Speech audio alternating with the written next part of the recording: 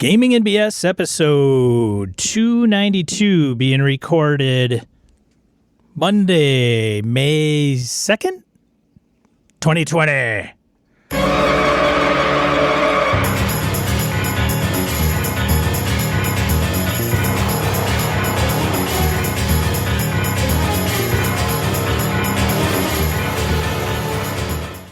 Welcome to Gaming and BS, the tabletop RPG podcast. I'm one of your hosts, Sean. And I'm Brett. Welcome to the show, folks. Glad to have you all here. And it's the 4th, Sean, just so you know. It's the May the 4th. Why did I say... Yeah, it says May the 4th.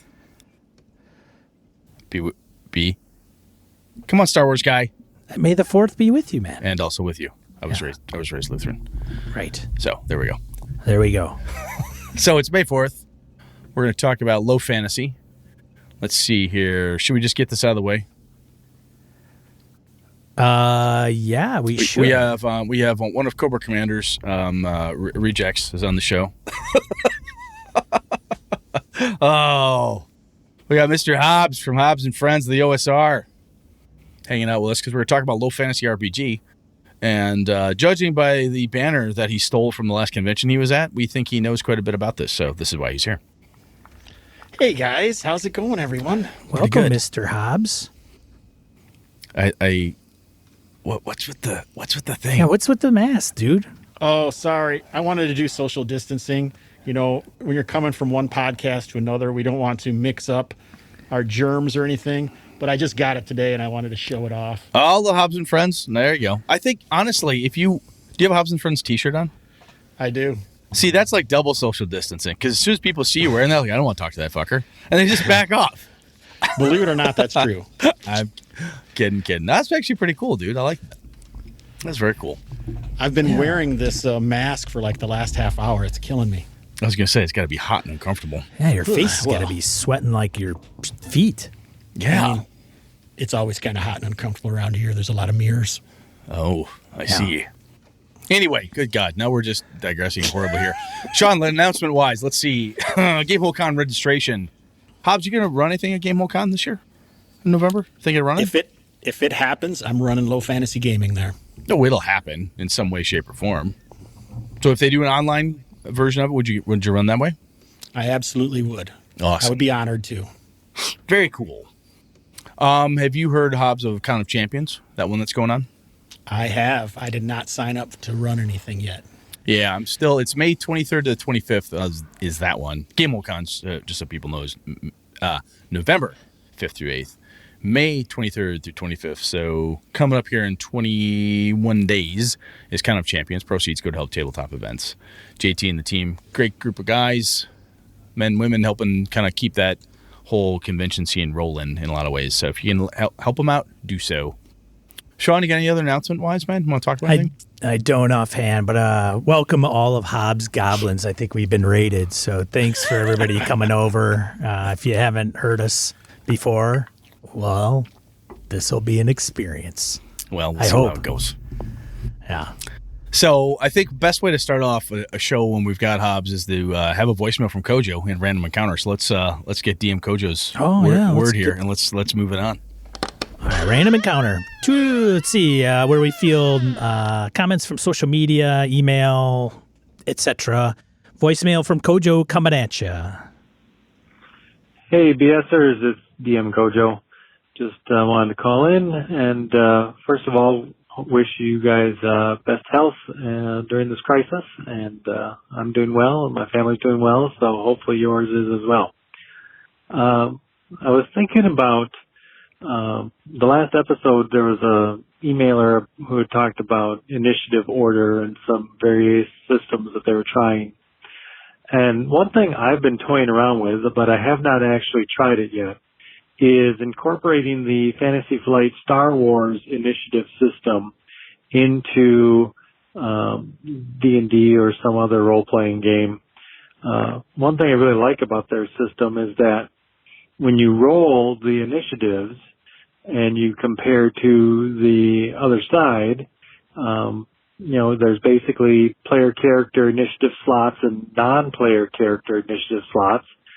And so you rank them based on the initiative roll, and then you are able to have whichever character thinks they can be most effective go in whatever PC slot when it comes up. So if a PC slot is first, whoever wants to go first can do that. And then if there's an NPC slot with the next highest initiative roll, the bad guy goes. And then you might come back to another PC slot down the road, however it works out. So it's kind of interesting. It makes for a lot of good, interesting collaboration at the table of, hey, I've got something I want to try. Why don't you guys hold back? I know we simulated this in some systems with players saying, I hold my action until I see what somebody else does, but this kind of removes the need for all that action holding and remembering to go back to people and all that kind of thing. So I haven't tried it. I know you guys played Fantasy Flight Star Wars, so I want to get your thoughts on that initiative system, applying it possibly to other systems. All right. Thanks, guys. See ya. Cool. Thanks, Kojo. Sean, we have played both. You've run Fantasy Flight Star Wars for me. Hobbs, have you played Fantasy Flight stuff? Yes, but only a little bit. Okay. I'm not. When Kojo went through the initiative, I'm like, yeah, I remember it, but it's been a couple years since I did it.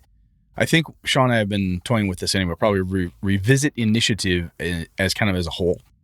It's interesting because sometimes people will have, excuse me, kind of like a totally unstructured piece, like side by side, right? So I roll my D6, really old school style. I roll mine. Hobbs is game master.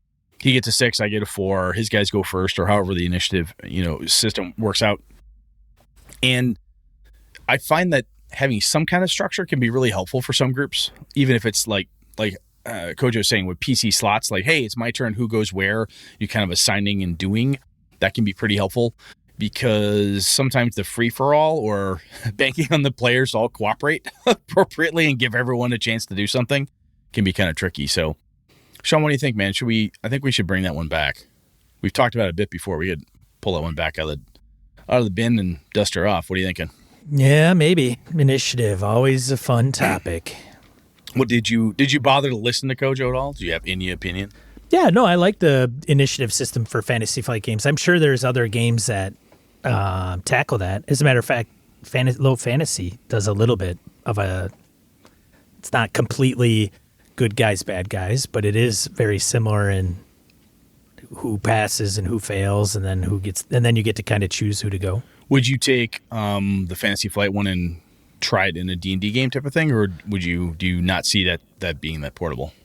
No, I would do. Yeah, I mean you have to have a method. You can't just do straight up rolls and then go 17, 18, 20, 19, 18, 17 and count it down and then go, oh, I guess you could.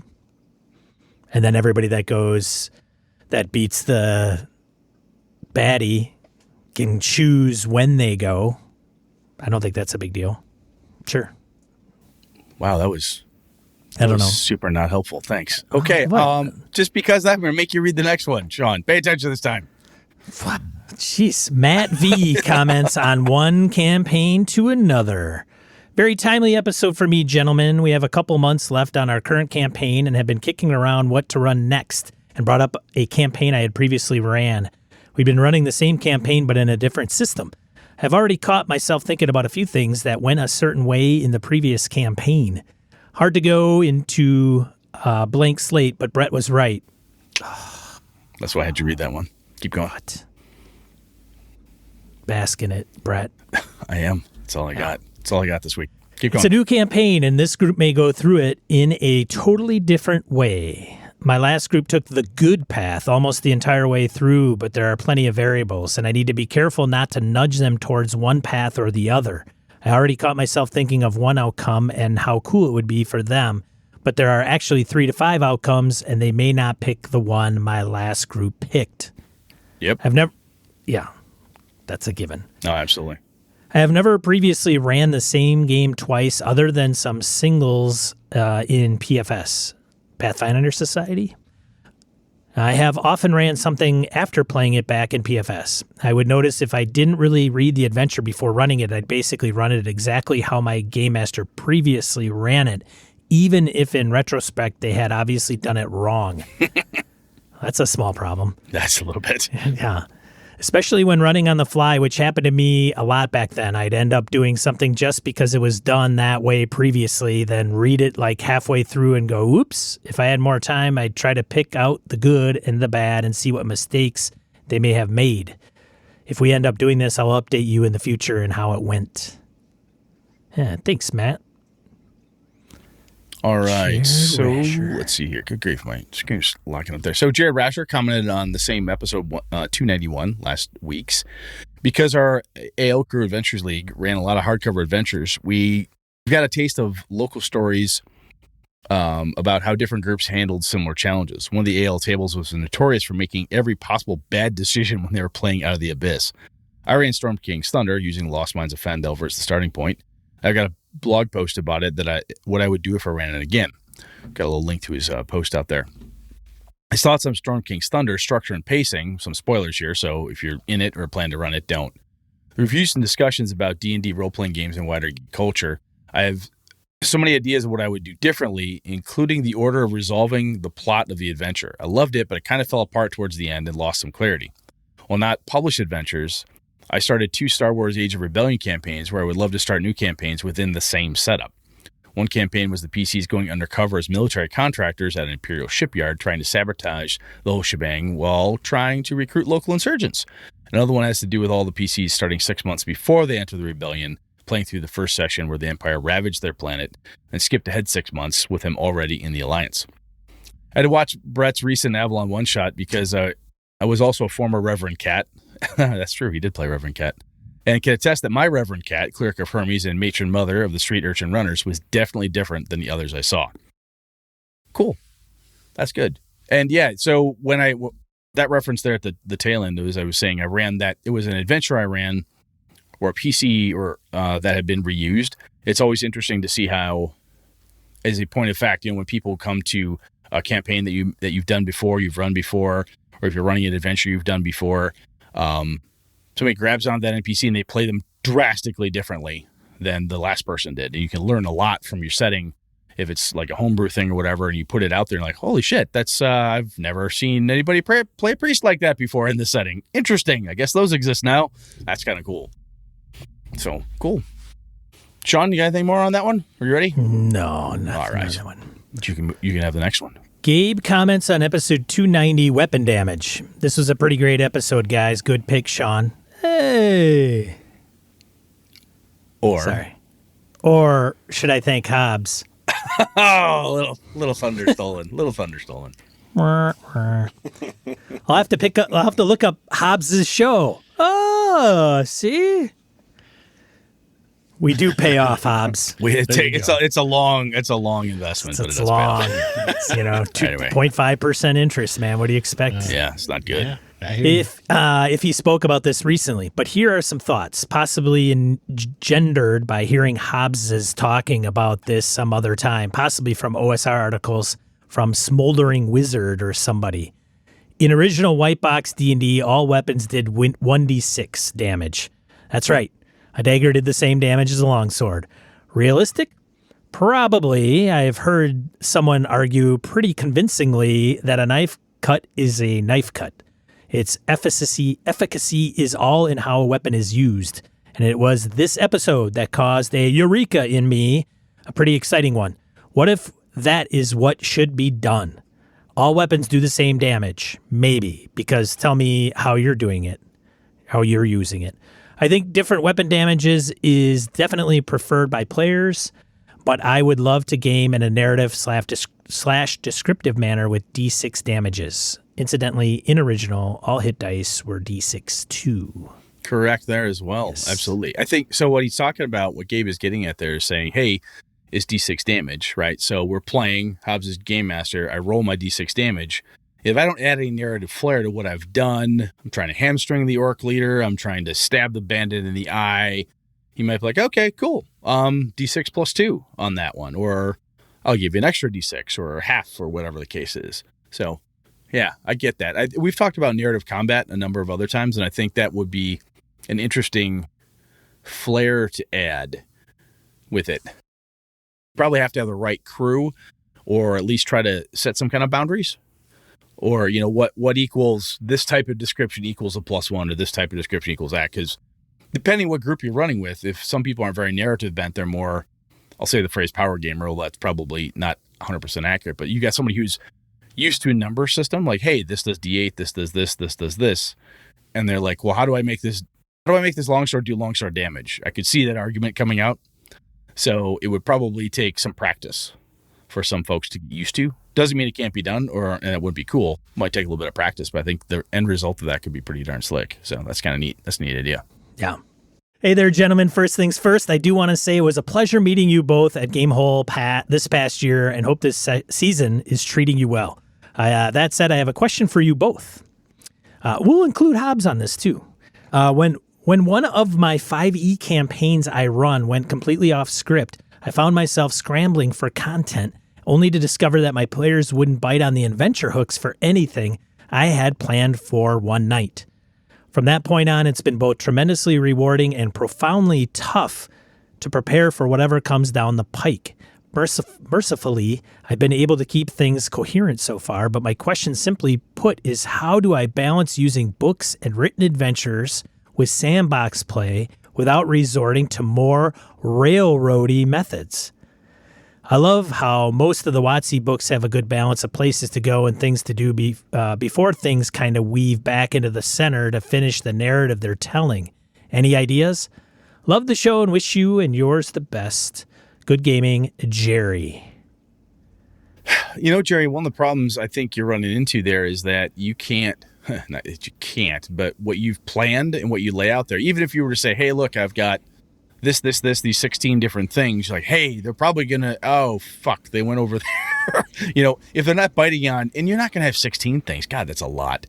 3 things, 4 things, that could even be a lot. It's super hard to do, right? I think potentially an option would be, again, off the top of my head here, is that if you have an idea and you're playing D&D and you're like, well, there's a dragon over there, and maybe they'll go for the dragon. It turns out they don't want shit to do with the dragon. They want to go after griffins. Change the dragon to a griffin. You can reuse the thing by changing the MacGuffin. You can reuse the module, the adventure, whatever you have, by swapping out one baddie for another, right? So if they don't care about orcs, they want to fight goblins. That's pretty simple. Orc lair becomes goblin lair type of thing. And if they want to go after the bandits and they don't care about the orcs and you didn't even have bandits in it when you started, you can do a similar thing. You can flip the script on the orc component and turn them into bandits, changing different pieces and parts. Sean, what do you think on there? Anything? Yeah, I think you could do all that. I don't disagree. I have nothing more to add for value on that, Brett. You serious? Yeah, no, I think that's good. You just hand out train tickets and people do what they do, huh? No. I think that if you did what you mentioned, that would work. All right. Hobbs, what would you do? All right, so I just so happened to have recorded another episode of Hex Talk yesterday, and we talked about this exact thing when you're running a sandbox and you don't have the information or the thing that you want to do and they're not interested in any of your hooks. There's tons of little products out there that you can get and just have sitting next to you that you can actually run right out of there. You don't have to prep that much. And even if you have to say, hey guys, you've gone somewhere that I wasn't planning on, can you give me 5 minutes to, look at this and set it up for you or whatever. And then you can just take off. There's a lot of great ones. We would say good vanilla things, so it won't break your setting. It doesn't have anything inside of it that you're going to have to rewrite your entire setting or your whole campaign about, like, 1-page dungeons, 5-room dungeons, Gabor Lux's Fomalhaut magazine, layers from Simon Forster. There's actually a good one from Steve Grodzicki called Adventure Frameworks that does the same thing. I personally wouldn't change the dragons into griffins. I would just put griffins somewhere else in some lair that I had laying around, because I want the players to be able to have that agency to choose. Because if I But I mean, there's nothing wrong with just adding the dragon wherever it is in the other place if they don't know where it is. But I don't like switching that up, and I like the players to be able to make informed decisions about what they're going to do. So I don't want to have to, if I'm just going to change it anyway, then they don't have any agency. So I'm going to want them to be able to have it inside of a sandbox. That's not true. That's not true. That's not true at all.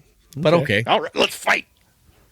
Fight me. No, it's just so hot take. No, what I'm saying is that they want to do something. So if you say, "Hey, I'm going to use this adventure," however you want to do it, you're reskinning a thing, you're taking a thing and making it fit because they decided to go somewhere. I love your advice though, because there's tons of really kick-ass ideas out there, and one of the other pieces to this is it's reading a bunch, and not everybody has time for this, and then going through and saying, wow, you know what would be really cool? This is a neat dungeon. So on my iPad or wherever, I've got dungeon maps just ready to go in case I need them. And that's an experience thing that I've learned that works for Brett. Like, hey, I keep this shit handy. And sometimes, it's as simple as I keep monster pictures handy because sometimes they're like, hey, I wanted to go deal with X. I'm like, I need something. Oh, this is inspirational to me. And sometimes just the inspiration piece. And for the quick and dirty to say, well, there's a potential to do this. Nobody knows what the dragon's lair looks like. They just know there is a dragon. You can take the dragon's lair, retool it for the griffin, put it in a different mountain range. The dragon's still there. You'll just rebuild the dragon by the time you get there. But what we're talking about here is keeping your options open, and however it works for you is awesome. Yes, but I didn't mean to say that it was a bad, wrong way of doing it at all. And everyone should do it however they do. And I was really trying to get your goat, just like you're trying to get mine. So. But I think it's interesting though, is because if it's a lot of it's experience driven, like what's working for you. And if you find that when you show up with 4 preset, well-defined things for people to do, and they don't bite any of them, they want to go somewhere else. If you have sketches of things. And sometimes this is where you get to reuse some of that wonderful, cool shit you did the last 2 campaigns, right? So I'm positive that if I were to run a D&D game right now, and somebody went off to do something, I'm like, okay, I need I'm going to do a siege. I do tons of different siege type of ideas. You're trapped in an inn, something up. You're in this place. You're in a dungeon. There's a siege. You're trapped in a room. It's a reusable thing, and there's nothing wrong with doing that stuff, especially to keep that evening going. If you've got a dungeon that you've used before, maybe this group has never seen it, or you've read this one, it's a 1-page adventure you thought would be pretty freaking cool, having that stuff handy is kind of like the old school card catalog, right? You just whip through the index cards, go, oh, thank God, I have a dungeon. Hey, Brett, they went to the mountains, I got one, What's a card catalog, Brett? I can't get them anymore because the Misdirected Mark guys bought all the goddamn card catalogs. They bought all the index cards, everything. It's terrible. I see. Inkwell Adventures. Yes, I've picked up a couple of those over the years. He has them as well, and he's making more. He's also the guy that does Hexographer and Worldographer. That's right. So those type of things, PDF wise, if you're cool on PDFs or hard copies, if you got to have those, you can print them out or whatever. But you go to your drive-through RPG and you can find a lot of really cheap, small things that can be enough inspiration to get you started, right? I think the trick can be sometimes, and without Jerry here to bounce us off of him, is like, do you feel that in order to have a really nice, kick-ass, rewarding session, you have to have the whole thing planned to a certain level of detail that makes you comfortable? And if that is true for you as a game master, you need to decide what's the minimum I need to be comfortable. And that way you can have a stack of the minimums next to you without having to go all in, I guess is what I'm saying. And sometimes, you start with a minimum thing. Hobbs is like, all right, pulls out the Inkwell idea, throws it down. And we're 3 hours into a 6-hour game session that night. And he goes, you know what? We're done for tonight because this is all I got right now. We'll pick it up next time right here. And there's no reason you can't do that type of thing too, from like a time management and also your sanity management. So yeah, then you get flux out and you still have a great time. As long as you have fun, that's all that matters. Exactly. Sean? Sean's just upset. That's the lesson. I think that's totally the lesson. And break. Right? We're done. Thank you. Show. But right. Yeah. Hopefully you got something out of that, Jerry. Damn. 292 takes. So we finally cracked that one. That's awesome. That's good. No, seriously, Jerry, if that doesn't help, or if you have more, not that you want to write up a shit ton of detail, dude, but if you want to come, hey, I've tried X, Y, and Z, and this isn't working. And if other people have ideas and thoughts out there. Hobbs gave some good ones. We've got other BSers who've always had some really good feedback for us. So if anybody else has stuff that could help Jerry or anybody else who's in that predicament, what is it that you're doing in a sandbox type of setting to prepare for the inevitable? They did what now? It's going to happen. So how are you prepping for it? If you've got ideas and advice, let us know. We'll share it. Yeah, we'll share it. Totally will. We're good people. Let's get into the main topic so Hobbs can talk some more. Yeah, I can let's do drink that. more beer. All right. Main topic. Main topic. All right. Hey, we're talking about quilting this evening. Thanks for joining, everybody. Exactly. This is my quilt here. Look at that. Low Fantasy Gaming by Pickpocket Press. So this started because Sean played in a low fantasy gaming game with Hobbs at Virtual GaryCon, correct? That is it. And I asked him, was it fun? He goes, I don't know. I don't remember. It was, it's a Hobbs game. No, I'm kidding. He said it was a lot of fun. I'm like, wow, that's cool. I read a bit about it. It was one of those games that's on the list of shit for Brett to either pick up, read, sort through. So I'm like, all right, cool. I'll go get the version that's on drive-through. Throw him a little. I think it was pay what you want. I can't remember. I threw some money at him because I feel like a dick not paying for a full free. game system. If you get the version, Hobbs is holding up the original version, which we'll have a link in the show notes. It's pretty cool. So I buzzed through it, and I'm like, this is pretty interesting. And much like Astonishing Swordsman and Sorcerer's Hyperborea, I read the rules a couple different times, like, ooh, this sounds great. I've not played it. Sean has only had a passing connection with low fantasy gaming. You're like, Hobbs, that's a dude. He's a buddy of ours. He loves this game system, as you can tell by the banner. So we figured, hey, let's get somebody out here smarter about this than we are, not about other things. I fought it and fought it and fought it. I fought it and I fought it and I fought it some more and finally caved. Fine. We'll have Hobbs on the damn show. All right. So, Hobbs, I'm going to start grilling you. You ready? I am prepared. So when I look at this, and some people are going to say, is this an OSR game? As an OSR guy, I think between the three of us, we all play plenty of OSR. You play more than I do, currently anyway. So within the OSR genre, do you think it fits that kind of the do-it-yourself mode, that whole kind of rulings over rules piece? Does it fit that for you? For me, probably not. But, I'm a grognard, and I'm going to say I feel like it really rides that line between old school gaming and 5e modern gaming in a great way. So would you say that it's kind of, I've heard that same argument about Dungeon Crawl Classics from other people in the past. Would you say right. it's in that same, it's got a good grognard OSR feel, but it still has enough new stuff to it? Yes, I would actually say it takes the little bit of new stuff in DCC and expounds on it. Okay. Okay, cool. So if you're an OSR person, this is going to have some interesting stuff, but it's also not so back in time, if you will. It's a horrible phrase, but right. If you've played 5e and you grab this, it's not going to feel like, oh my God, there's no skill system. Where's this thing? A lot of, I shouldn't say a lot, but some of the things you're used to in certain quote unquote modern games is here, but there's enough homage and whatnot back to the OSR components that it's got a bit of that too. It definitely feels like an OSR game, that it's got that ambiance, or the aesthetic of it is trying to make you think of Appendix N stuff. Okay. So when I pick this up, I'm like, okay, I do a quick thumb through and I'm like, wow, this is a system. And it specifically calls out that there's no setting. It's a frameworky type thing. This makes me think of, hey, like the Midlands and or that type of thing. So how do you, when you run this, does that seem as a detractor to you? You'll go, no, I'll just use this for Kalamata, or I'll use it for this other setting. Do you see it being able to kind of slap into whatever setting you want, or how do you use it when you're doing it? So I'm going to tell you a quick little story, the way that I found low fantasy gaming.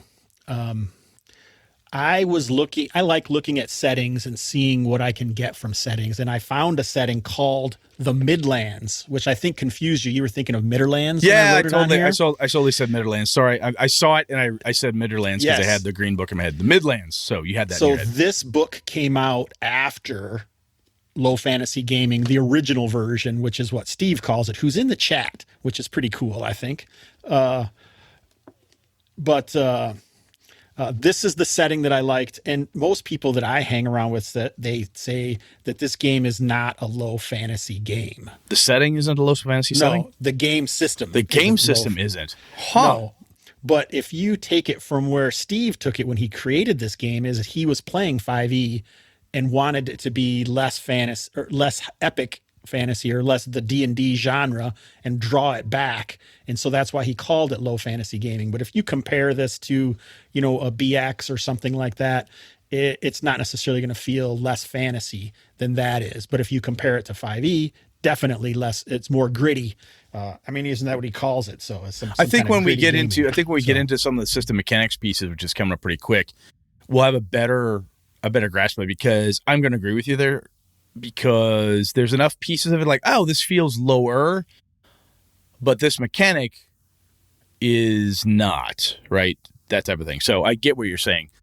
So when you look at it, to go back to the question, then that's your setting for it. Do you see it as a portable thing? Like, hey, I could run this.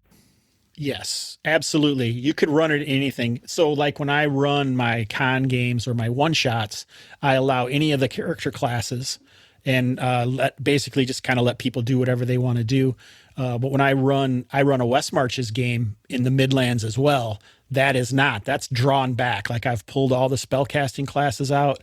I've pulled I always want to say Arcanist, but that's not it. The Artificer, I pulled the Artificer class out. So those are things that can open up later when those are found during the game. Because even in the Midlands, he says that the gods are gone and magic is prohibited by most of the cultures. And so the way I did that is I pulled them all out. And then if the players do certain things or find certain things, then that'll open up those classes. Okay, so let's talk, before we get any further then, there is the original, standard original, and then the deluxe version. So When I read, the one I have is the original / standard. And when you're talking about some of those classes, I'm like, that must be in a deluxe version, because I don't see that.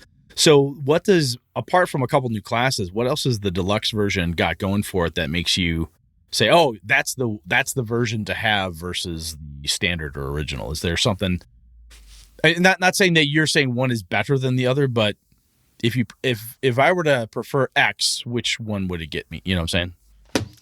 Well, I think that the one thing to say that original is better is because it's free, and he has no problem letting it be free. If you want it, just go and get it. He's got it on his website. Everything is there.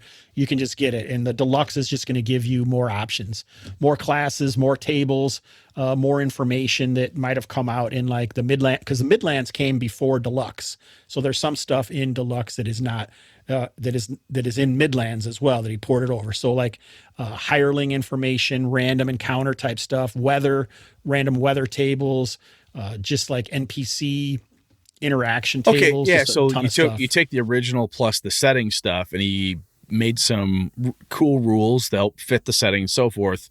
Let's take that, shuffle it together, make a deluxe book that carries all those bits and pieces to it. The deluxe is not set in the Midlands, though. The deluxe is still setting agnostic. It is setting agnostic, but some of the stuff refers to the Midlands. Like he also has a few adventure frameworks in the back that you can use, and those are set in the Midlands, but they're good vanilla, in my opinion, where you could put them anywhere without much problems. Or many problems. Yeah, and it was touched on a little bit earlier about how you could get this for free. There's a lot of resources on the website you can get for free. I was surprised to see, and I like Steve's philosophy in just saying like, man, we just want people to play it, which is awesome. And then if you want the deluxe version, you could pay and chip in, and there's other products that you could buy. So that's pretty cool.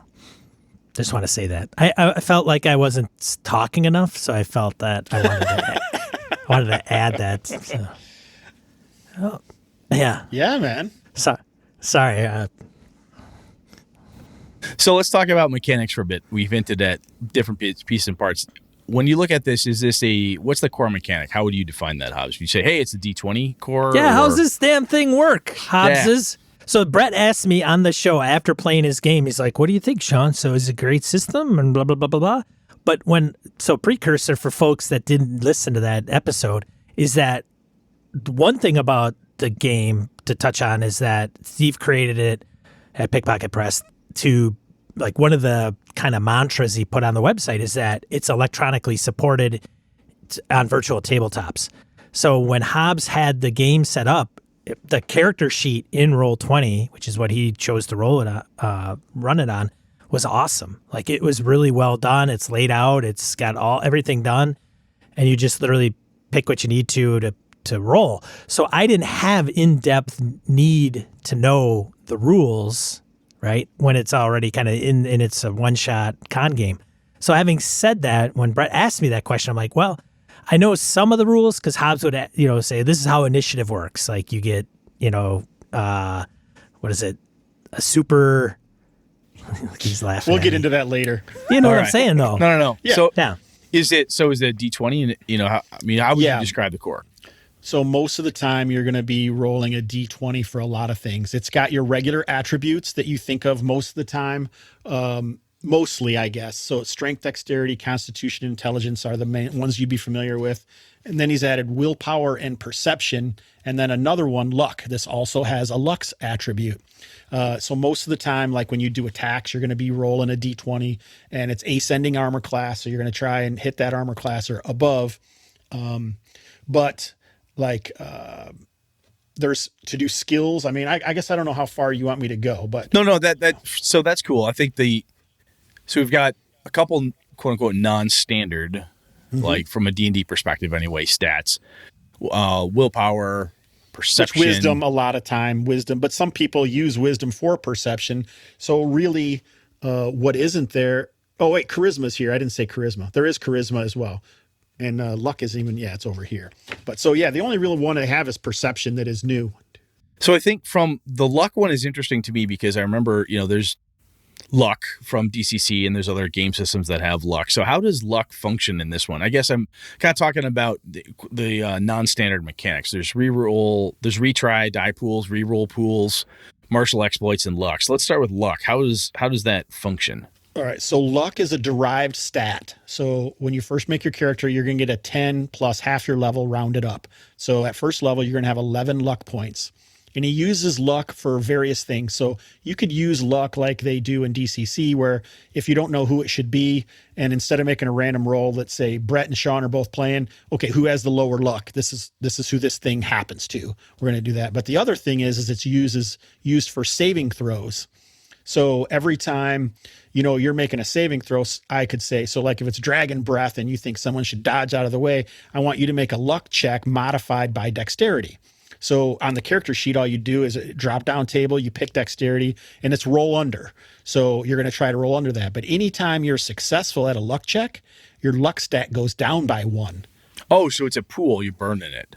Yeah, it's a resource that's being used. And you use luck for other things as well as not just saving throws.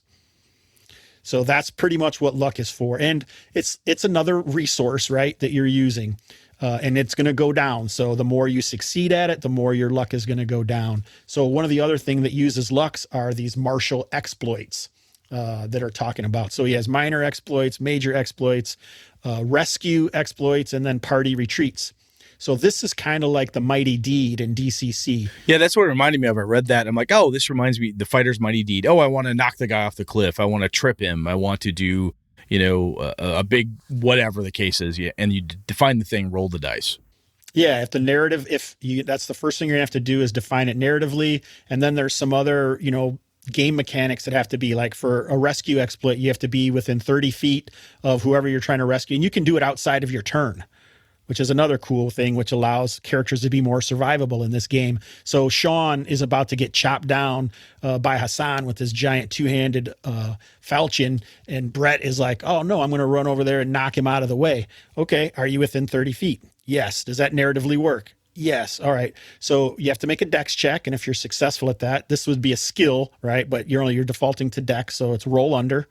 If you make it, nice. Now, if it's with the rescue exploit, now you're going to have to make a luck check, and then I could say modified that by any of the 7 attributes, and then but if it's lower, then it's going to be less and less. So in the beginning, you can do a lot of rescues, you can do a lot of saving throws, you can do major exploits, but as that resource goes down, it's going away. And if you're using that, now when it comes time for, you to make a saving throw from the save versus death at the spider at the end of the fight, oh shoot, I used them all on rescues and major exploits. Now I'm in trouble. Yeah. So you gotta pay attention to that. Okay. So the other one that I noted, the reroll pools, that one kind of threw me a little bit. Not threw me, but I went, huh. So how are those working? What's the purpose to them from your perspective? So there's a few things that you can do reroll pools for. And to be honest, I don't have them memorized, but it ties into skills. Okay. So what skills are in this game is you have your attributes, and then skills use those attributes. But if you have the skill, you just get a +1 to your attribute. So if we're talking stealth and the attribute is dex, and Brett has a 15 dex, well, so when I say make a stealth roll, you're going to get a 16 and you have to roll under. Which is actually kind of cool, because one of the things I liked about how I used to run, and I know a lot of people did this with like BX and stuff, is like, well, roll under your dex, roll under your strength. And this is very codified to the fact that it's always roll under your stat number. And these skills just modify your stat number either up or down. Right. So that I like and that. It's very simple. If you have the skill, you can use your reroll pool to re-roll it. If you don't have the skill, you can't. So Brett has stealth, but Sean doesn't. You're both making stealth rolls. You fail your stealth roll, but you can use your reroll pool to re-roll it. But Sean can't, because he doesn't have that skill. So he can't use his reroll pool for that. And you get 1 point per level in your reroll pool for the session. And he uses long and short rests, but they're more extended and a little grittier than they are. He says, since this is nice that he's in the chat. He's in the chat. He's probably wondering why the hell he's not on the goddamn show. I didn't know the guy. Anyway, keep going. Skills, luck rolls, and all dead or mostly dead tests. And there's also some unique features or some class abilities that allow you to use your reroll pool for other things. Like if you're a cleric of the war god Graxius, then you can use reroll pools. You can use your reroll pool for combat rolls, which is pretty cool. So I can't.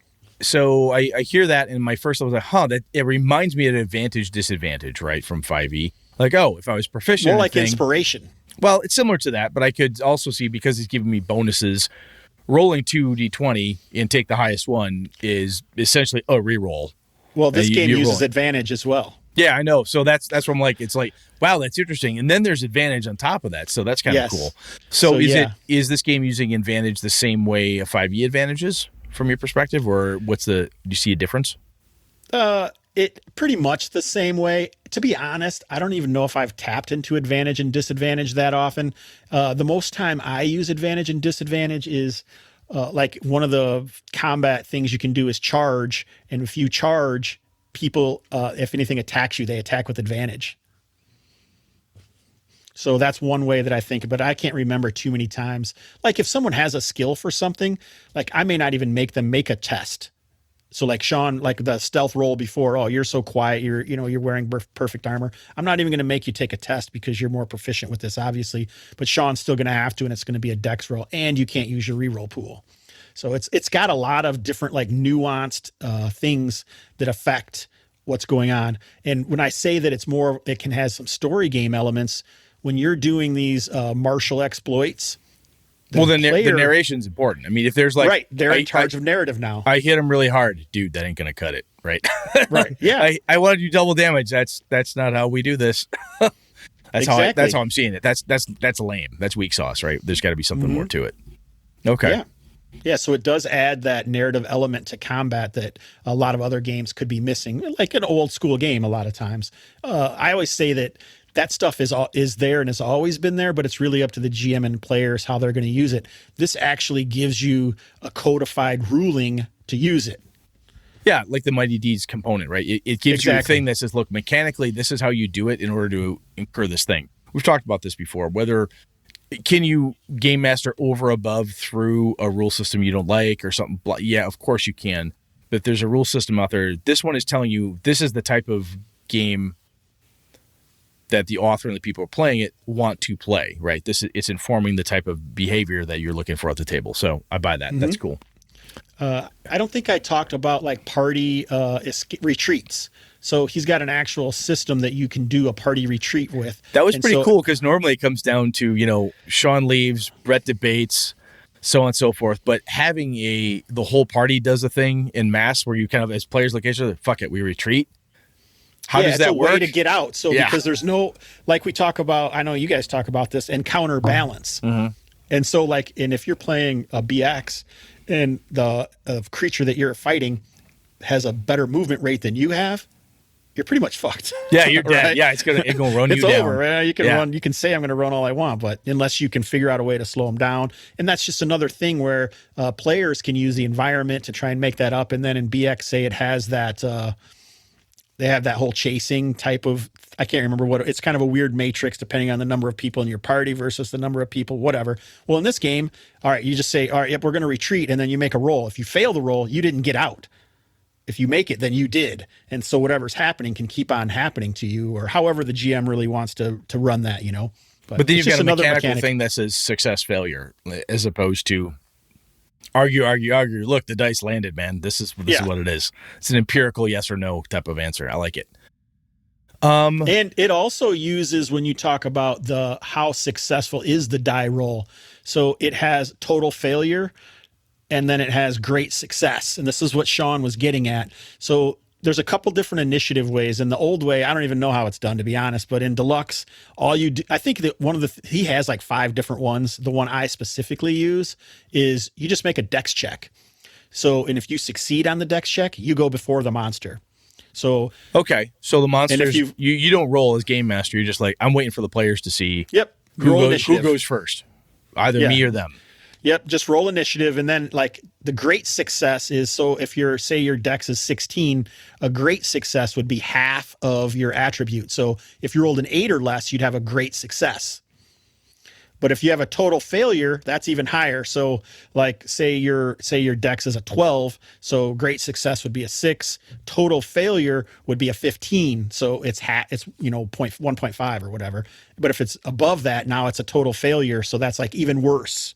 So whatever happens, it's just a way for you to varying success or how successful you are. And there's boss monsters, and boss monsters, you have to have a great success on your initiative roll to go before they do. Got it. Okay. Yeah, so it's not versus. You go against yourself, right? It's kind of Yeah, it's which not is an cool. opposed roll. It's a player-facing roll, really. Yeah. Yeah, because the monster basically is static. It's like, look, you either go before me or after me, says the monster. Yep. I'm just waiting for you to figure out how good you are. Which I thought and it ran very smoothly. And even so, running a one shot for Hobbs and explaining that, it was pretty easy. Hey, here's the deal. And if you run it on Roll20, you don't even know I didn't even need to know what that was. You just click the button and off it goes. Yep. Yeah, you click the button and it would say great success. Oh, or success, failure, or total failure. right. Nice. Okay. So All right. Yes. So any other mechanics that you want to call out that are special or non-standard or different, unique, whatever other euphemism we want here, anything that you're thinking of that mechanic-wise, hey, this is really cool? I've kind of hinted at it before, was the short and long rests and how they're different than 5e. So the long rest is days. This is you go back to town in between sessions, your downtime is considered a long rest. And that's when you would just get your stuff back, or however many points. You don't even get luck points back until you do a long rest. And then it may only be 1 per long rest or something. So if you use this up in a campaign, it's huge. I've only really experienced it in kind of the one shot or in the West Marches version. So time goes by, but it's not the same as it would be in a traditional campaign. But in the short rest, so you're using up a lot of the abilities of the characters are you can use them 1 per level or whatever, casting spells for the spell casters, or your luck points or your hit points. What you end up doing is you have these checks that you can make. So you get to choose. You can only do a short rest after a significant combat. So you can't just do them whenever if you feel like it or whatever. And a short rest could be overnight. It could be a few minutes after a fight. It could be however you want to do it, GM and player wise. So you have these checks. You can do 1, 2, or 3 checks. And you can only do this each of those once between long rests. Okay. What that means is you don't automatically get the stuff back on the short rest. You're going to take this many will checks to get what you want. And these are the choices that you have. Like you can get half your hit points back. You can get one reroll point back. You can get, heck, I can't even think of another one. I like that though, because instead of like, oh, you get everything. yeah, you get everything. This is like, short okay, rest, short rest, party. you get back this. Now, granted, in 5e, there's certain things you can't get back out until a long rest and so on. Right. But this is They still get a lot though. I mean, I've got my Tomb of Annihilation group 5e, and they're play for an hour, short rest, and I'm like, come on, seriously, you guys like that battle itself in game took like 10 minutes. You need to change. You need to use the alternate rule, dude. What's the ultimate rule? The alternate rule in 5e is... alternate rule. Yeah. Alternate. You need basically... The alternate rule. The ultimate rule. Fuck off. That's like the ultimate rule. The ultimate I rule. thought it was the Stop railroad that shit. No, the alternate rule over there, basically you take short rests, make them longer, long rests are even longer, so on. It's in the G. There's a option for that. Well, too. yeah, there's all kinds of stuff in there. Yeah, so I really like it. At first, it sounds a little confusing, but it also makes willpower not be a dump stat. If I want this now, it makes a difference, right? Because if you only have an 8 in your willpower, now you have to roll an 8 or under to get anything back on any short rests. Yeah, and you get a choice, right? If I get a reroll back or this or that, you're looking at it going, what do I think I need? What have I burned the most on? More how player can I choice after character generation, which is what one of the splits that I've always talked about between modern games and OSR type games is all your choices in modern games are done during character generation, and then it just plays itself almost after that. Whereas in old school games, very little is done during character generation, and then you have to decide everything afterwards. In this game, it's a lot of both. You've never played Pathfinder then, huh? No. But that's character generation. I'm considering that a modern game. No, it. What? When you're 5th level and you've chosen different path, you choose all the different components and parts afterwards. That's the whole. Most of that game is played after the character's made. From a character creation perspective. The character creation part, but I'm talking about actual gameplay. Actual gameplay. Yeah, like when I have an old school game and my character, so I don't hardly have. Yeah, you want your choices in a different place. Okay, got it. Yeah, exactly. Your choices are during the game or during character generation. Okay, character generation, character enhancement, improvement, level ups, and so forth. That's fine. Away from the table versus at the table. Got it. Okay. Okay. Cool. Yeah. Different phrase. Yeah, that is interesting when it's positioned like that. Yeah, no, right? I like it. Yeah. It's different, right? Not good, wrong, bad. Otherwise, right. It is different. Yeah, there's some people that I need to try like, it. that's awesome. I need to try it to see how it works, because there's piece of that I really, I like that. The concept sounds really cool. I got to try it. The other piece about this that through the free version of it that I grabbed was the whole no cleric component, which is like, oh, that's kind of cool. And I've been talking with a couple different people about, true Appendix N, in my opinion, adventures, there's no clerics. There's no difference. There's no difference. Sorcery, wizardry is wizardry. Magic is fucking magic. Mm-hmm. And that's just all there is to it, So it's interesting that they took it out, and then you look at the spell list, and like, oh, there's Cure Light Wounds, there's the spell, there's the healing stuff. It's just all melded pieces and parts in. How does that go over when you do it? Do people like, oh, what the hell? When you know what I'm saying? When you introduce it, do you get some weird kind of pushback, or people? So my particular use of this situation is different because I have no spellcasters in my Midlands game, right? So I took those out of that West Marches portion of the game. But when I run it as the one shots, I have one of each class, so you can pick that if you want to. And I would say he has a cultist, which kind of is more like a cleric from Deluxe. That's Deluxe version. DCC. For who's at home. See, I don't even know. I don't even know which classes are in which, because I do. You do. Anything you list that I don't know. Look at Brett doing some research. Anything you list that ain't in the book I've been reading, it ain't here. So keep going. But the wizard still the magic user still has all the casting of cure light wounds and all those things. The cultist is still doing other stuff. I finally had a cultist in the last one shot I ran, which Eric Salzwedel, BSer, played in, and who else? Harrigan, another BSer, played in that game as well, and Eric Salzwedel played, and the cultist didn't really feel like he really felt like more of a holy warrior than he did a cleric. You don't really feel that holy warrior a lot because most of the guys all they're doing is poor Steve. All they're really doing usually is casting healing spells. Well, in this situation, when you're playing a cultist, that's not your main function. It's more like a specialty priest from second edition where you may not even have healing. It all depends on what, your specific tenets are and what's granted from your deity. Okay. I like that. So from a class perspective, is there anything else that, now granted, how do I do this? So in the original free version, there's no clerics, like I said. So we've got cultists in the other version of it. Are there other classes that you're like, oh, this is unique to here, or within the deluxe version, or the only version apparently? Ha ha ha. No, are there other classes out there you're like, hey, this is pretty cool? Because I love the fact that the magic user has access to the healing spells. That's the character that's doing the casting, right? The others aren't doing that from what I can see.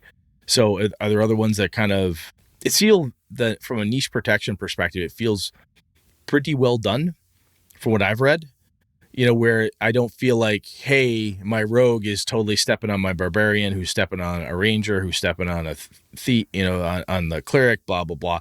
It doesn't feel that way at all to me. No, and I haven't had that feeling either in all of the plays I've done, whether they're like one shots or in the West Marches game. The Artificer, we haven't really talked about that. The Artificer is a little different. He's kind of like a mad scientist where you can have these creations. It could be like a chain sword, or it could be like more like an alchemist where he's throwing, these different fumigation bombs. I've never had anyone play one. And I don't like reading rules that much. So that's why I could see somebody reading that going, you call that low fantasy? Jesus Christ, a chainsaw? Are you kidding me? Right. It's lower. Yes, right? It's lower. And it's not that much different than like a gnome tinker or something like that in a D&D game, I would assume. But it could be it's not affected by the race. And there are races in the low fantasy gaming, and I don't even remember what they do because almost everyone, I only have people play humans, and every class character that I made for my one-shot games are humans. But there's different cultures in the Midlands that give, different aspects of the characters that is pretty cool. And I mean, you can add that stuff. It exists in there, but it feels more like the concept of monsters are truly monsters, except you do have the beastmen, the scorn that exist, which are kind of can fulfill all of those other things. Orcs, gnolls, it can fulfill all of those. You can have them look however you want. We talk about low fantasy. For me, and Sean, I've had this discussion debate on the show before, and other people have weighed in. Sometimes when we say low fantasy, people go, low magic is what you really mean there, sir. I'm like, yes, harumph. And in this case, magic is scary. It's not that common. And when I looked at, the healing being the wizard, the magic user has those spells and so forth. The other thing I liked within the free version I was reading is like, hey, look, your potions and stuff, your one shot, one use magic items, those you're going to find more often than the, +3 flame tongue blade. That's not common at all. You're going to find more one shotty type stuff. Is that how I have not read the deluxe version. You have that. Does that carry over to there? And is that how it plays when you're running it? Same type of feel? Yes. I have not used any magical stuff at all other than like the equipment that comes with the classes. I have not given out any magic weapons, no wands, rods, or staves. Is that because you're a stingy prick, or is that because Probably that's both. The feel? A little bit of both. But what? No, seriously, and you don't even need it though. That's the thing. Yeah, I was just gonna ask you because when I read it, I'm like, it's telling you basically when I read it, like you don't need a lot of this stuff. It would these are fun to have kind of tchotchkes, or it's a big damn deal when you find a big thing. But I didn't see parsing through, like I said, the free version. I'm like, there's nothing must have magic weapons to hit, must have +2 or better. I don't see anything like that. So to your point, Hobbs, you don't really need it. Yeah, you don't need it. He did put out the companion book. Mm-hmm. Oh, Pretty cool. Yep. And he's added like masterwork stuff and some different things like that is sort of, you can consider adamantite weapons. I don't know if that's in there, but it's the same kind of concept from other D&D games that use masterwork or high quality that would give you a bonus or something. Yeah, it's a bonus to it, not magical, but it's finely made, or of a meteoric iron or something crazy, so you get to have a deal. Yeah, got it. Okay. So that feels like that would play in pretty well to the low fantasy feel, right? Where you have fantastical things happening, but this is not, I'm not calling, I shouldn't say calling lightning, but I'm not summoning ifrits. I'm not wish spelling. I'm not summoning, the will of the gods and have this big blast of, turning undead. And some of the epic, if you will, perhaps is a good phrase, some of the big bang magics in your D&D 5e and Pathfinder, some of those, that's just not here, and you don't need it for how this is working. It does. He has, like in the deluxe version, changed the name of the spells to have more of a kind of narrative flair to them. Like Magic Missile is called like Unerring Leash of Pain, or Arcane Aegis is like a shield spell, and there's a slumbering type of spell for sleep. And to be honest, I haven't seen a lot of that used at this point, so I don't know that deep. I haven't looked that far. But there are a couple things. I was going to say DCC has its like, hey, it has its gonzo magic components. I mean, charts and lists of, hey, you tried to cast a spell, you turn into a chicken.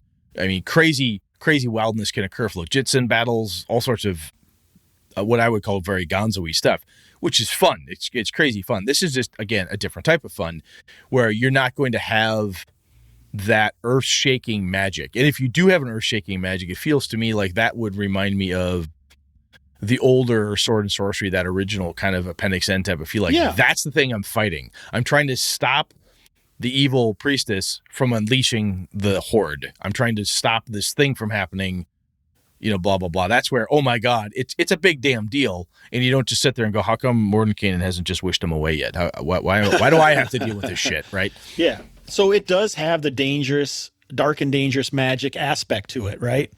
So every time you cast a spell, you're going to roll what your DDM is. So like it starts at 1. And so every time you say, I'm going to cast a spell, you're going to roll a D20. And if you hit that or below it, then you roll on the dark and dangerous magic table. And every time you cast a spell, that's going to go up until it happens. Your threshold will go up. And then when you hit it, now you roll on the table, and some crazy ass shit can happen. Like in the playtest for the adventure that Sean went through, it was Tim DeShane, Courtney Campbell,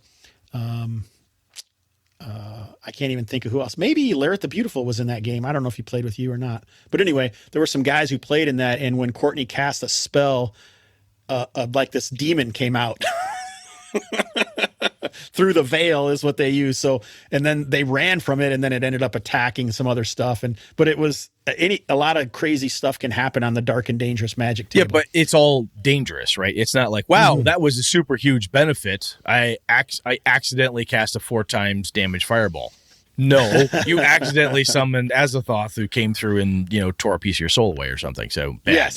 Yes. The other thing that this reminds me of when I think low fantasy and I think gritty and so forth, the injuries and setbacks and the way you die in this game. One thing that I found very interesting was like, look, if you're down, you check to see if the PC is dead after the fight is over. So you could be lugging around, I could be lugging around Hobbs' character's body, for the rest of the fight. Once it's finally done, we go over there and Sean's like, okay, check. Ah, shit, he's dead. Nothing I can do. Now he's dead. Yeah, it's kind of like the roll the body in Dungeon Crawl Classics again, which a lot of people like. But when it does, it could still be bad. Like your arm could have been chopped off, or the character is not something you're going to be able to play after this. Yeah, I mean, you've got on the D20 I'm looking at here, the free one, you've got like eye injury, festering wound, head injury, muscle tear, damaged item, damaged armor, there, minor scar, system shock, sprained ankle. It's all stuff that's bad. Right. Mm-hmm. It's shit you've got to deal with. It's not like thank God I'm not dead. You pop back up at 1 hit point, you're ready to rock. You pop back up with a problem, broken ribs. I've had broken ribs. It sucks, right? It does suck. Yeah, it's not fun. Everything's fine with breathing. Exactly. Yeah, just breathing, talking, moving, looking at people sternly, it all hurts. The other piece I found that I liked about from like, again, the low perspective, it takes away the high powered magic. It takes away the rapid healing, right? And if you get hurt or something bad happens, like, hey, there's bad magic stuff that happens and makes you think twice. Do I cast a spell again? My dice have been pretty shitty all night. Do I do it? Well, for God's sakes, Hobbs, why would you do that? Your dice suck. You know, I can see that argument at the table. And when you're beat down and you've been in 16 fights that session, and the fighter's like, dude, I'm done. I have a festering wound. I got a head injury. I got a muscle tear. My ribs are broken, and my sword's busted. Fuck I'm this. out of luck. Fuck this. I'm going to town. You know, you have a reason to go back. You know, it's lower in that regard, which I think is then speaks back to the title of the game, which is really cool. Yeah. It's a gritty, it has a grittiness to it. But it's not overdone from like a shit ton of critical hit charts, or it feels like it would play very fast. That was a piece that Sean mentioned to me when I asked him about the first time. He's like, how slow, how fast did it play? And Sean, you said, no, it moved along, you know. Yeah, it doesn't get bogged down in a lot of nuance and you know, You're not rolling, in a lot of crazy tables. So criticals, if you roll 20, you just do max damage right then and there. And it's right on your character sheet. As soon as it rolls a 20, it just puts that damage right in there. So in 19s, if you roll a 19, it gives like whatever weapon you're using does special things, or if it's a monster, if a natural 19 does special things. Yeah, that's a cool point, right? Your natural 19, your natural 20, both of those numbers have something cool, which makes me smile because that 19 is like, oh, so close to the 20, even though it's just a 1 in 20 chance every time. But it's still, you feel like you're right on the cusp. Something cool should happen. I'm so close. Yes, something cool does happen. And I like the fact that when I look at the skill list, which is not a really old school OSR thing with there's no skills, right? Or a lot of the original boxes and stuff didn't have this. But when we start looking at this, it's a short list. And one of the things I like is that the attribute numbers matter. Sean and I have talked about this before, and I know other people have too, where in a number of games, your attribute stat is just chasing the plus. Right. Yep. So I've got a 17, so I need 2 more points to get a 19, and 19 gives me a +4. Why do I worry about the 17 to 19? I'm basically chasing pluses. Why is there a 3 to 18 stat here at all anyway? And people have argued that. And the reason, that you can say why it is historically blah, blah, blah. But in a game like this, you need that high stat, dude. If you've got, a 10 dex versus the guy who's got a 16 dex, hey, if you're roll on a D20, if you're trying to roll under a 10 or under 16, come on, where do you want to be? Right. Yeah, and just between 9 or 11. It's a big damn deal. Yeah. It's awesome. I like it because it puts those stats become cool. And it's not like important. They're important. Oh, my charisma is I've got a +0 on charisma. Who gives a shit? No, dude, you have a 9 charisma. Roll under that on a D20. Oh, that kind of blows. Yeah. I mean, you realize that and you're like, I don't want my willpower to be a dump stat. I don't want any of this shit to be a dump stat, man. Exactly. Because I have to roll this fucking number. It has to be rolled. It's not just the plus to add to something else. So, no, I like it. I think it's pretty cool. Let me see. We talked about skill checks, all the main pieces and parts there. I think when we talked about this at the beginning, just to rehammer on it, we said low fantasy, and you said, hey, it's lower. We kind of joked about that. But I think where the low piece really comes in is in the combat, the magic, and not only just spell casting the dark magic, but the prevalence of magic in it. If you're using this rule set, even if you get the free version and you're running in your own setting or however it is you're doing it, the way it's designed and set, you're not going to have earth-shattering magics. You're not going to be looking at your stack of +1 longswords deciding which one to give your hirelings, because it's not a thing you encounter. But there's still plenty of fantastic, cool things, and you have enough. You've got luck, you've got rerolls, you've got some really cool ways to keep your person alive, because you can't rely on magic, right? You've got to rely on the kick-ass fact that you're a hero, goddammit. So I think that's pretty cool. It does. That's where the low comes into me. When I see the low fantasy, I go right to the what part about this makes it low, and it's the magic and the combat, the healing, that type of thing is what really makes it low. That's where the grit comes in. So that's kind of cool.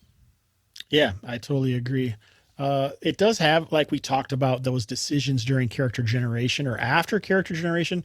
It does have more of a 3X or a 5th edition feel when your character goes up, because every third level you get a unique feature and you get to choose what that is as long as the GM is down with it. So some of them might be like cross-class things, like you might be able to cast one spell as your warrior or whatever, or it could be something you make up or whatever. There's just a lot of different things. Every third level, you get one of this new unique features now that makes your character different than every other warrior there.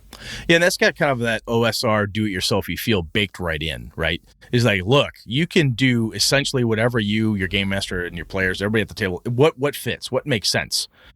Sean and I, our characters have been adventuring forever, and I'm like, look, I think my rogue has picked up some magic from Sean's, magic user. And Hobbs goes, yeah, totally makes sense. You guys have been together for blah, blah, blah. I buy that. You can have that.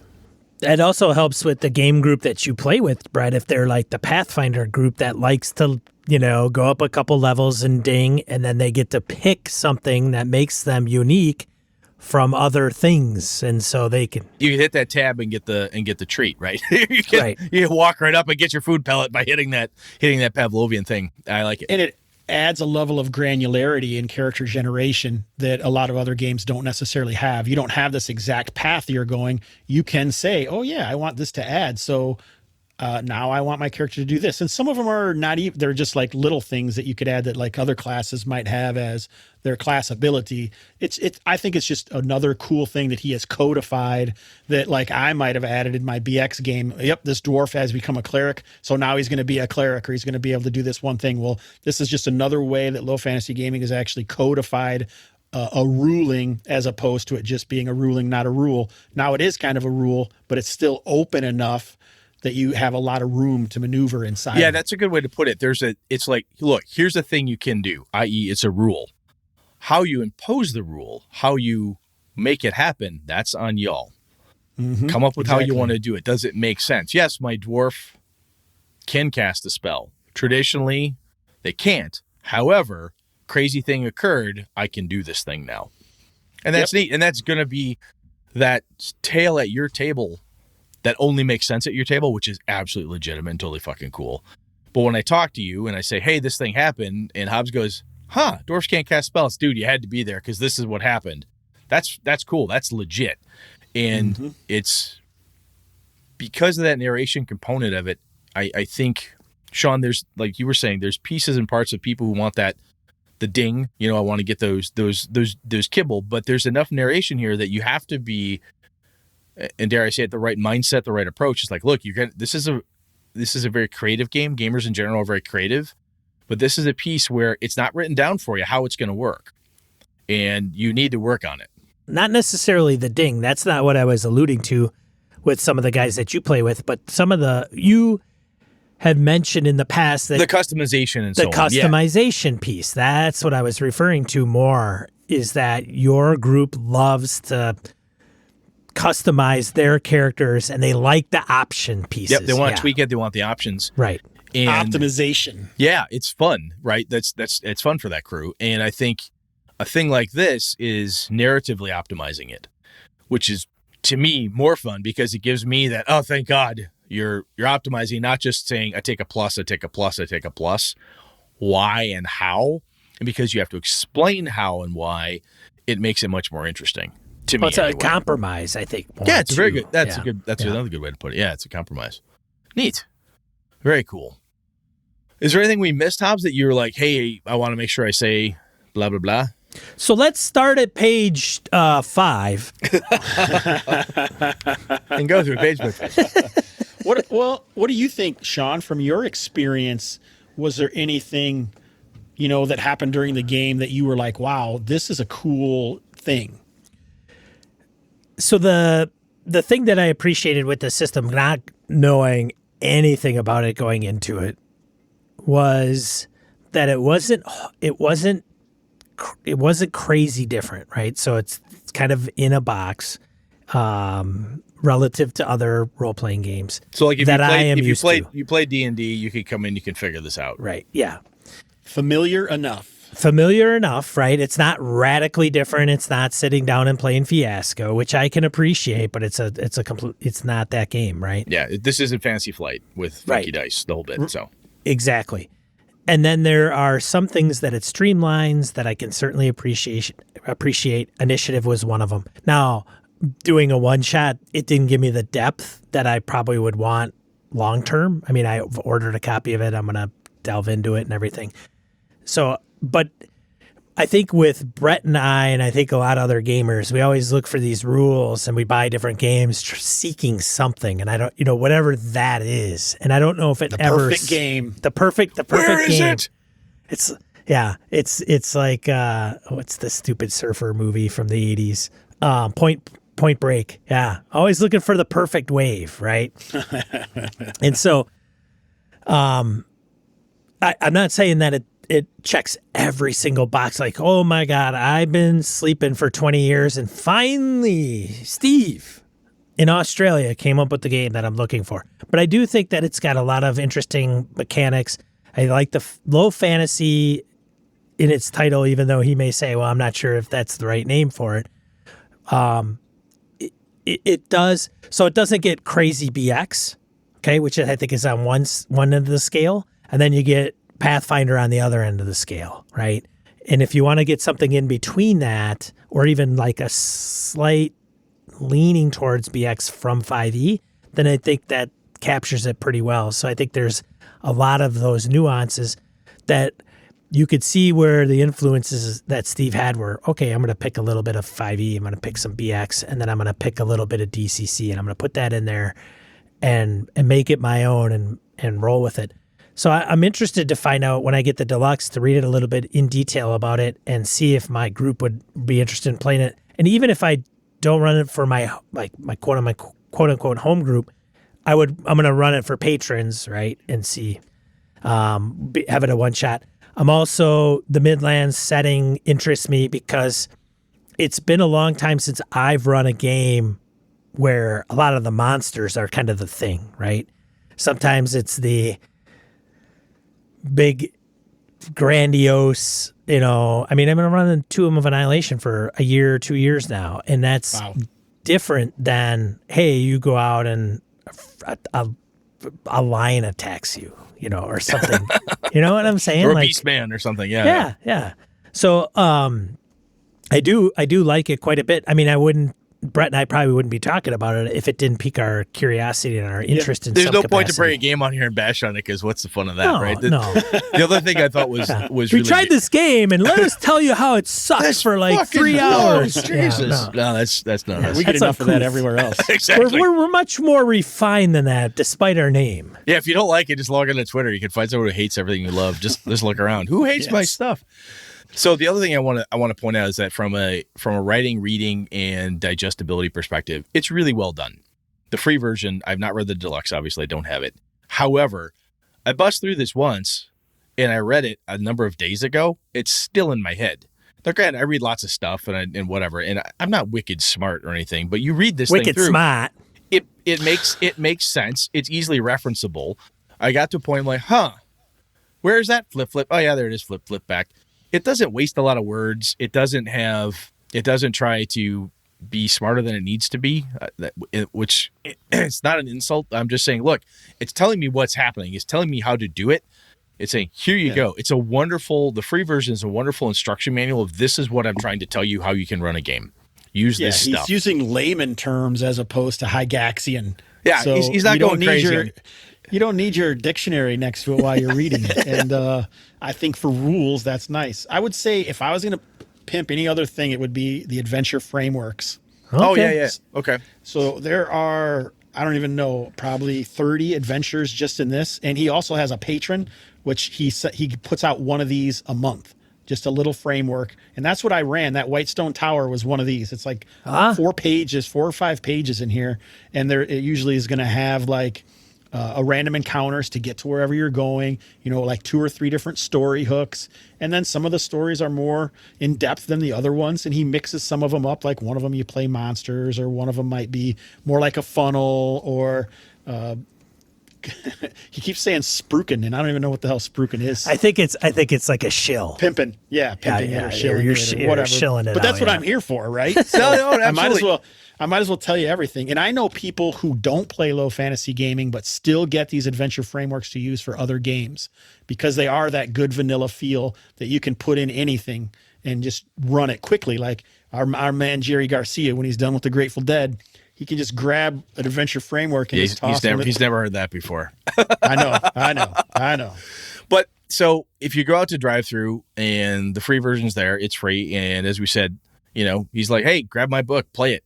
It's 184 PDF pages cover to cover. And that is literally front cover to back cover. It is not 184 pages of reading. It is fast. I digested it really quick. And from a free perspective, this is where I read through and went, I think I want to go browse over to where I can get me a deluxe copy because this looks pretty cool. I think there's enough meat in this free version, unlike other things I've seen that are free. Like, I don't think I can do a whole lot with this. I could run a campaign with this free version. I don't need the deluxe version. I could absolutely grab this and run a game for a few weeks, a couple months, whatever it took. You can have a damn good time with this thing. And it's free. So, hey, how the hell do you beat free? It's a complete game. Yeah. It's not a game where you have to use something from another. I'm not saying you can't do that, but like Dungeon Crawl Classics does not have any wilderness exploration rules in it at all. It just expects you to have the basis of how to do that on yourself. Well, this game has everything in it. You could just read this book and run the game without knowledge of any other games. Yep. No, So, absolutely. I just want to say, because Steve did a really good job at, we keep saying Steve, but Pickpocket Press and Steve, is one of the things that he put out online about low fantasy gaming is when you get to the website and it says like, what is it? And he really laid it out in 1, 2, 3, 4, 5, like 8 points. Simple rules. I won't get into the details. Simple rules, fast engaging combat, dangerous and gritty, quasi-realistic world, treacherous magic, bold adventures, open sandbox, and generic rule set. Right? Those are the highlights which is cool when you're setting out to create a game that you say, look, in order, like, hey, these are the things I'm trying to hit in this game. This is what we're doing. And this is why you would want to explore this. I think some people, they create a game, but they don't this is what I was going for. It comes out in play and it comes out in maybe like marketing material, or they put it in a synopsis and drive through. But when you lay that out, like, these are the 8 things that I want to hit, and that's my goal. It's a bold move, right, too, because when you do that, when Steve puts that out there and says, hey, look, I want to hit these 8 points. Yes, I can judge it and say, you know what? I think you had 6, Steve. I think you may have flubbed 6 and 2 there. That's fine, right? But I understand what is trying to be done. And we've talked about this before. RPG books they try to tell you a story. They try to, and they all do this, and there's nothing wrong with it. They're trying to get you to be evocative story-wise. They're trying to write you an instruction manual. They're trying to tell you how to run an improv game group. They're trying to tell you how to make your own thing. There's a shit ton of stuff that goes into it. And to state, look, this is what I'm trying to do, that sets my mind and says, okay, this is what this person's trying to do, flat out, right here in front of me. There's no reason that not to be that blunt, right? It seems bold, but hey, this is what I tried to do. Yes, you be the judge. You read it and you say, you know what? I think you missed 2, or you were close, but I think if this, well then, yeah, that's fine. But I think that's just really cool. I think it's well put together. I like the way it read. Everything I'm hearing about how it runs makes a lot of sense, and this is a game I want to try. So this is pretty cool. Some people do say that some things seem more complex than they need to be. That's something that Salzwedel told me, but he said in play, it wasn't at all. See, that's why you've got to play this stuff, right? And there's nothing, and this is why when I read it, and I'm like, oh, this is interesting. I got to get a guy here who's done more than just Sean and I have, Sean tried it once. You're running it. And that's more helpful. It's like, when we talked to Astonishing Swordsman with Tim, with Deshane. that guy named we gotta Tim. we got to get Tim on here because he loves it and he knows it and he will tell you how it's actually playing, because if I sit there and go, yeah, red like shit, I don't like this, oh, it'll obviously suck and play. Have you played it? No. Well, then what the hell? You have no, in my opinion, there's no point to review the damn thing if you've never used it, but whatever. So good job all around. I think from the team at Pickpocket Steve and the crew, I think it's well done. If you're interested, the nice part is the free stuff is solid. You pick it up, read it, and if you like it, you go, I'll try this. You try it, you have a damn good time with it, go buy the deluxe. Or you know what? You got 12 levels of play in the free version. You got a long time. You got a long time to grind through it all. There is a pretty active community putting out more stuff, and it's all free on his website. More character classes, all sorts of things. All those unique features, all those things. So I think Steve mentioned just in the chat quick, I want to just point out Brent Taylor and David Durrett were the two folks that were responsible for putting the character sheet in Roll20. And I got to say, there's a lot of character sheets in Roll20. A lot of them aren't that great. This one was top notch. So those guys should get recognized for that. But Fantasy Grounds has one as well. That's awesome. Okay. Good to know. Thank you. Good to know. All right. I think that's let's roll, man. Well, let's get into die roll, right? Yeah. Hobbs, if you got something to put into die roll, I don't know, last minute if you he had already something pimped enough up. crap. Die roll 2d4 miscellaneous points of gaming and geekery. We want to share with you. Of course, we're going to have links to Low Fantasy Gaming on drive-through. We'll have links to the website, Low Fantasy Gaming website. Third one, Dungeon Fog.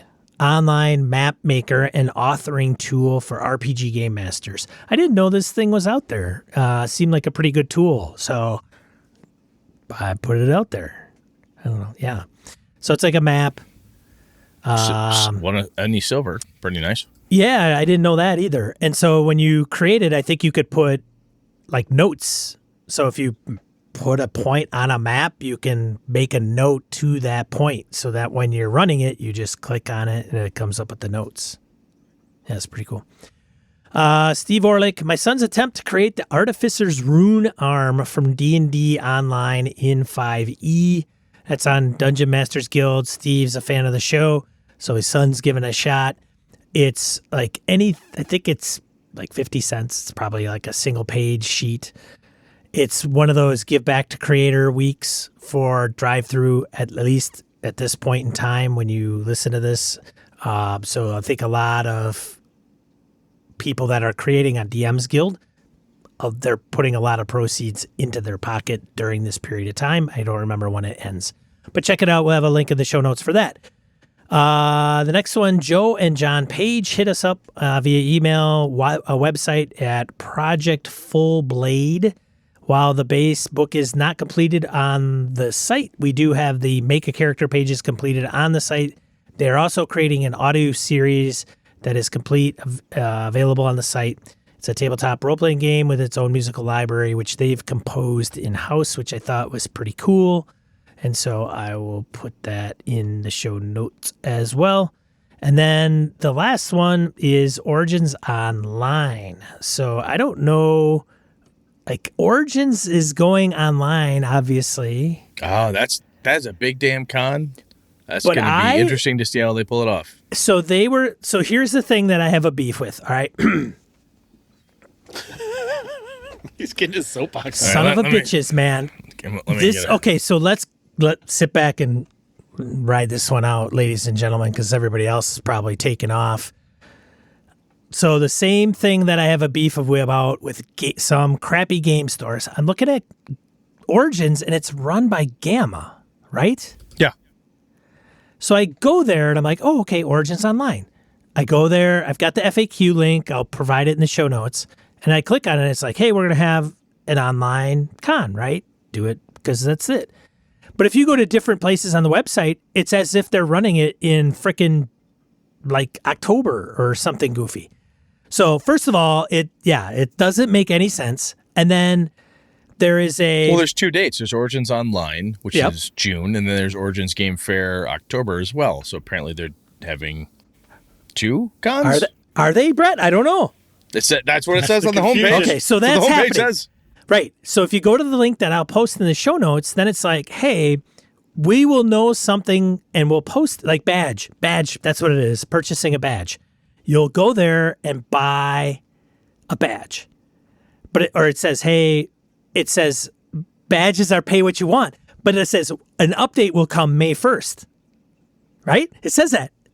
It says, hey, we'll know better and we'll post something May 1st. Guess what? It's May 4th and that shit's not updated. But they still have the important dates for the October show. So the October show event submissions and badge registration. Sorry. So guess what? When you go to event submission, like, hey, if you're interested in running a game for Origins, go here and click on this. And it takes you to a Google form that asks you a bunch of questions like, hey, are you a part of a game group or a DM group? What game are you wanting to run, and what platform are you wanting to run it on? And I'm like, dude, just use tabletop events, you tools. Seriously, you're going to take all this shit from Google Forms and put it out on a website for people to register?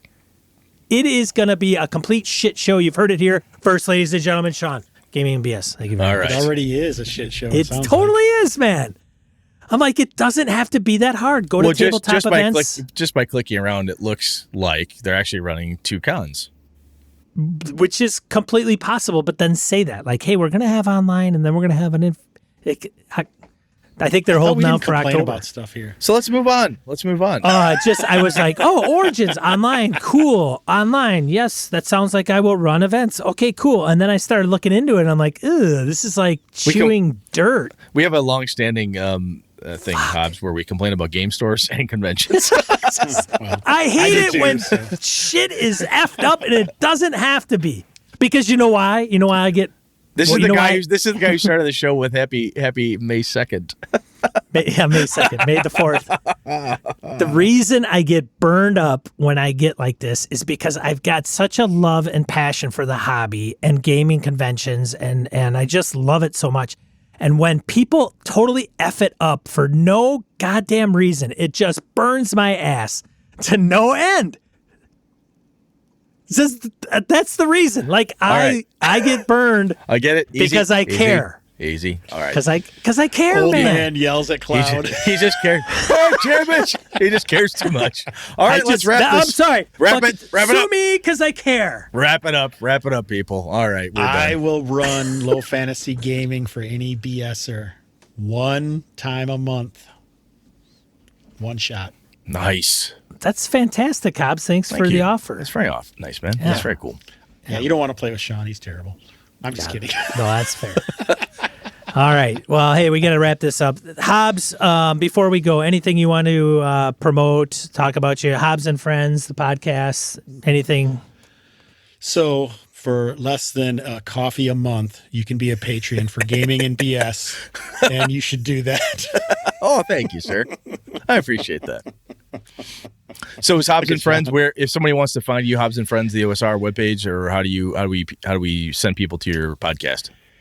HobbsandFriends.com. You can find me on the Twitters at OSRNHobbs. I have a Facebook group, Hobbs and Friends, MeWe group. And you can send me an email, hobbs@hobbsandfriends.com. Sweet. Thanks, man. We good, Sean? Brett, what are we talking about next week? Next week, we're going to talk about skills. Try again. A little skill dog piling discussion. Whoa. Yeah. I try again. It'd be really easy to let your guys re-roll skill checks all the time until they get it. Ooh, this again? No, I got a different thing. A little bit of that. Anyway, carry on. Thanks, Hobbs, for being on. Just want to thank Jason Hobbs for Hobbs and Friends. Check out his podcast and where he can find you. Where can they find you on Twitter, man? He already said that. You should pay attention. That? Yeah. I'm not paying attention. Okay, I'm so riled up. Anchor at Random Screed. If you want to do that, give me a call. That's the personal side of Hobbs. That's right.